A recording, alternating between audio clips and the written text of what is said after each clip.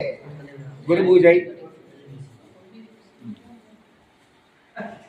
ஐயாவுடைய பெற்றோர்கள் இட்ட திருநாமம் ஆளுடை பிள்ளையார்.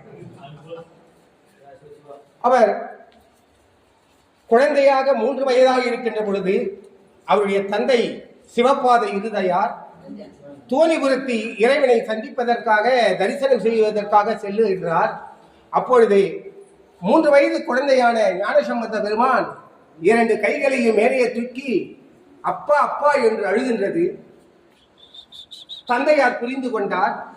குழந்தையை தோல் மேல் தூக்கி கொண்டு நேராக குளக்கரைக்கு கோயில் தோணிபுரத்து இறைவன் சன்னதிக்கு செல்கின்றார். அங்கே குளக்கரையில் அந்த குழந்தையை அமர வைத்துவிட்டு கீழே குளத்தில் இறங்கி ஸ்நானம் செய்கின்றார். அப்படி செய்கின்ற போது சற்று அவங்க அந்தணர்கள் ஸ்நானம் செய்கின்ற போது கொஞ்சம் நேரமாகும். உள்ள போய் பிராணாயாமம் பண்ணுவாங்க தண்ணிக்குள்ள. அப்படி அவருடைய தந்தையார் வெகு நேரம் வெளியே வராததை கண்ட அந்த குழந்தையானது அழுதது. அந்த அழுக்குரலை கேட்ட சிவபெருமான் பார்வதி தேவியை கூப்பிட்டு குழந்தை அழுகின்றது, போய் அதுக்கு முளைப்பாலை பொற்கிண்ணத்தில் கலந்து ஊட்டுவாயாக என்று தன்னுடைய துணைவியாரிடம் பணிவிக்கின்றார். அதே போல அந்த அம்மையார் வராங்க. வந்து அந்த குழந்தைக்கு பொன் கிண்ணத்துல பாலை கலந்து இந்த குழந்தைக்கு ஊட்டுகின்றார்.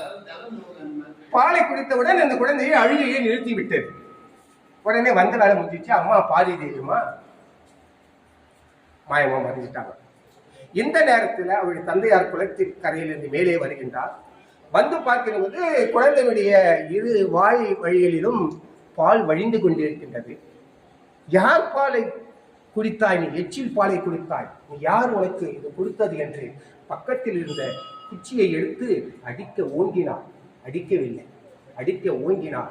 அப்போது உடனே அந்த குழந்தையானது தோணிபுரத்து இறைவனை பார்த்து, அப்போதுதான் அந்த 3 வயசுல பள்ளிக்கு போல, ஆனா அவன் நான் படிக்கல, தோடுடைய செவியன் விடை ஏரியோ தூவன் மதிசூடி என்று சொல்லுகின்ற முதல் பதிகத்தை குழந்தை பாடுகின்றது 3 வயசுல. அப்போ தந்தையார் புரிஞ்சுக்கினாரு சாந்தர். அதன் பிறகு குழந்தை வளர்கிறது. வளர்ந்து அந்த 3 வயசுலேயே பாட ஆரம்பிக்கிறது தேவாரங்களை. பல்வேறு திருத்தலங்களுக்கு சென்று பல்வேறு அற்புதங்களை செய்கின்றார். அந்த அவருடைய வரலாற்றை பார்க்கின்ற போது மற்றவர்களும் இருக்க அதிகமான அற்புதம் செய்திருக்கார் என்ற செய்தி சொல்லுகின்றது. அப்போ